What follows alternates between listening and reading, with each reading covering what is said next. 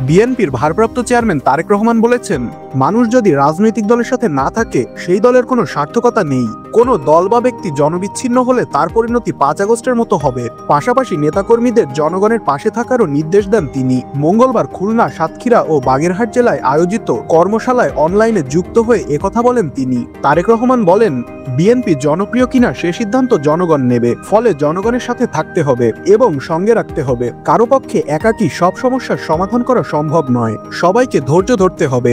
এ সময় তিনি বলেন, বিএনপি দেশের রাজনৈতিক ও অর্থনৈতিক স্থিতিশীলতা চায়। তিনি আরো বলেন, অন্যায় বা খারাপ কাজ করলে যে কোনো পর্যায়ে নেতাকর্মীদের সঙ্গে সম্পর্ক রাখবে না বিএনপি।